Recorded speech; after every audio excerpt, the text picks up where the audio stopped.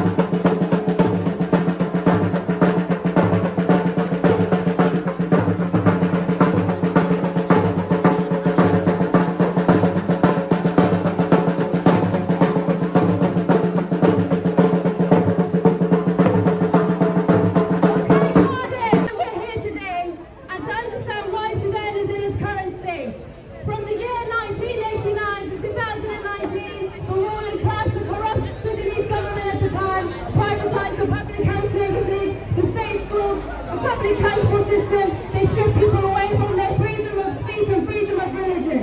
The Sudanese government kept the profits to themselves, completely plummeting the economy. The Sudanese people were made to get out of jobs. They had no money, no way of living a decent quality of life.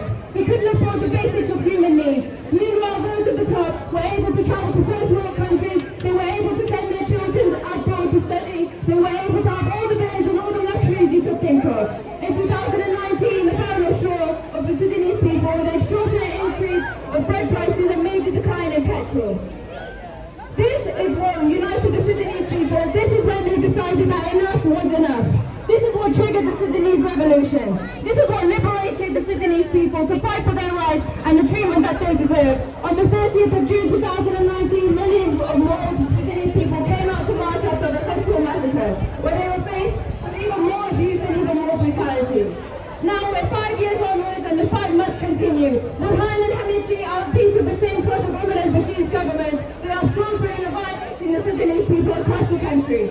5 years later, the Sudanese people are facing major risk of rape, sexual assault, famine and murder. No peace, no justice has been served to the people of Sudan. We must liberate Sudan again. We must fight this with peace and unity, but most importantly with strength, unity,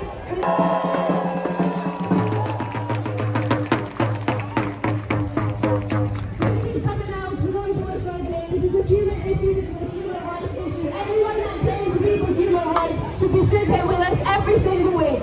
Do keep coming out. Do show your support. Thank you very much.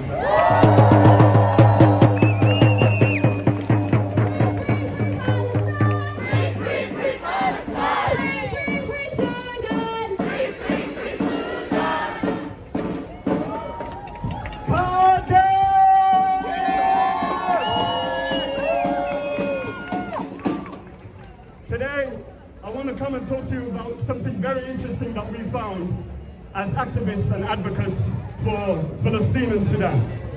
One of those is a weapons manufacturing factory that has been found in South Wales near Merthyr near Mountain Ash, that has been found sending weapons and military equipment to the UAE. Has been then found in Sudan, where it's being used and complicit in an ethnic cleansing and genocide of an indigenous people. Shame! Shame! And this story isn't only about Sudan. Let me take you back to the 1980s.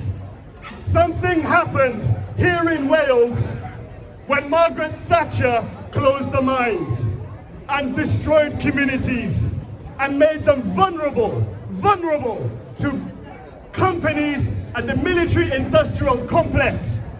And the military-industrial complex swept its hands into Wales, targeted vulnerable communities, saying that we can revive you again if you accept contracts from us, from the military. Bringing in deregulation and privatization. These small businesses in these communities have been preyed upon, now forced to make weapon and security equipment that ends up being in the hands of those who commit genocide and ethnic cleansing. And yet, this government still wants to call itself a nation of sanctuary. Shame! Shame! Shame! How can we be a nation of sanctuary if we're sending weapons and arms to countries where then those very same people end up migrating here? How? The past 14 years of Tory rule that has seen mass deregulation and privatization also happened within the weapons military-industrial complex here in Wales, and it has affected it.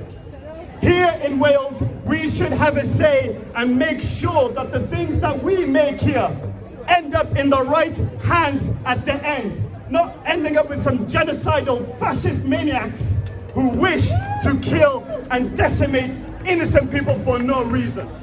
We in Wales have a moral obligation, and that moral obligation, that Wales we want to see in the future, it cannot have nor agree to these standards of sending weapons and arms and not having control of our country. I'm telling you, we can, instead of making military equipment, we can make green energy equipment.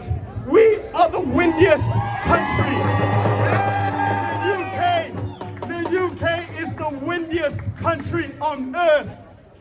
You're telling me the weapons manufacturers can't make big wind turbines? Nonsense! Nonsense! So, for us, and the reason why we march forward is because we know there is a better future out there, not one's given to us by Westminster, but one that is made by you, the people here in Wales. Free, free! Free, free! From the river to the sea! Palestine will be free! From the river to the sea! Palestine will be free! From the sea to the river! Palestine will live forever! Alright everyone, we're gonna start marching. I want everyone to be loud. Because if there's anything we can learn from the Sudanese revolution, it's demonstrations, protesting can take down dictatorships. Getting on the streets can take down dictatorships. 30 years Omar al-Bashir brutalized the Sudanese people. They went out in their masses, in their millions, and he came down. And then two dictators in Hameti and Burhan, fighting for control of Sudan, came in, and the Sudanese people said, no, not you either. They came back out on the June 30th, 2019, and they told those two to get lost as well. Demonstrating works, coming out on the streets works. We build revolutionary consciousness through joining together, talking about rebellion, talking about raising our fists against the state that brutalizes and oppresses. This state is complicit in the genocide in Sudan, is complicit in the genocide in Palestine. This state is complicit. Who were the colonial masters, if you can even call them that, of Sudan? The UK. The UK's actions are why the Sudanese system is the way it is.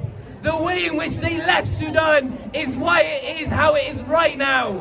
And they, with the UK, with the US, with the UAE, and by the way, when we say UAE, let's not get it mixed up. We mean Dubai. We mean Dubai. A lot of people don't know when you say the UAE, what do you mean? We mean Dubai.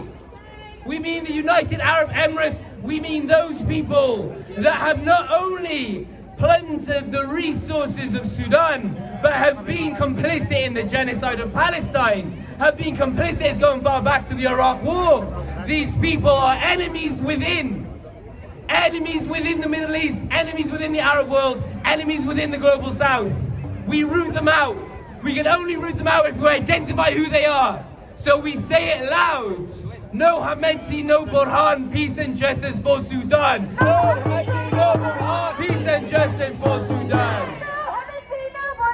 Peace and justice for Sudan. And the last thing I'll say, the Sudanese people have had enough of having to choose between militias and military dictatorships. Too long have the Sudanese people had to listen to an authoritarian regime that says we're better than what you can get. Well, the Sudanese people show that that is not true. The Sudanese people are the solution. And that might sound like, oh, you have to choose a side. No, you do not. Because the authoritarian regimes in Sudan, from Omar al-Bashir to Burhan, have relied on the idea that there is no other choice. There is another choice. The Sudanese people are the other choice. The end of war is the other choice. And that is the choice. And that is the side we stand on. Let's go.